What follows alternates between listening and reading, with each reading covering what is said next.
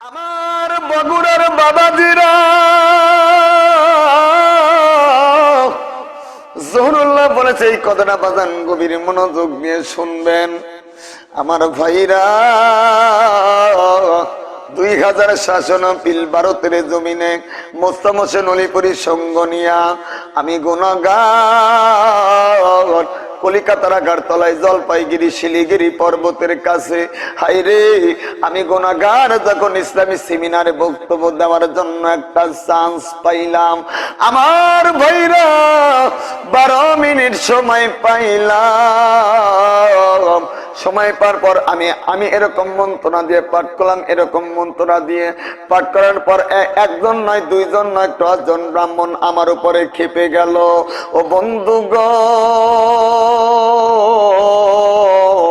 আমাকে ডাক দিয়ে বললেন, মৌলবী তুমি মন্ত্রটি প্রমাণ করে দিবা আল্লাহ সত্য, নবী সত্য, কোরআন সত্য। প্রমাণ যদি না করো তোমার ব্যাপারে কিন্তু ফাঁসির অর্ডার হয়ে যাবে। এ বন্ধুরে, এ বন্ধু, এমন একটা বেকায়দায় পড়ে গেলাম। হাইরে পুলিশগুলি খবর নিয়ে চলে আসলো, পুলিশগুলি খবর নিয়ে চলে আসলো। আমি গুনাহগারকে সিন্নি করে নিয়ে গেল। আমার ভাইরা একদিন নয়, 2 দিন নয়, 3 দিন কারাগারে অবস্থায় থাকা লাগবো। মৌলা রে,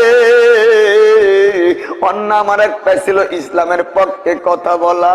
পানির পিপাসায় কলিজা শুকিয়ে যায়, কণ্ঠনালী শুকিয়ে যায়, আমি পানি পানি করি, শয়তান গুলো আমারে পানি দেয় না। এ বন্ধু, এ বন্ধু রে, অনেকক্ষণ পর 1 গ্লাস ঠান্ডা পানি নিয়ে জেলখানা হাজিরের মাঝখান দিয়ে ধরে পানিটা নেওয়ার জন্য হাত বাড়াইলাম। ওই শয়তানটা আমার হাতে গ্লাসটা না ছেড়ে দিয়ে, হাইরে ওই শয়তানটা গ্লাসটা জমিনে ছেড়ে দিল। গ্লাসটা পাকা ফিল্ডে পড়ে ভেঙে যায়।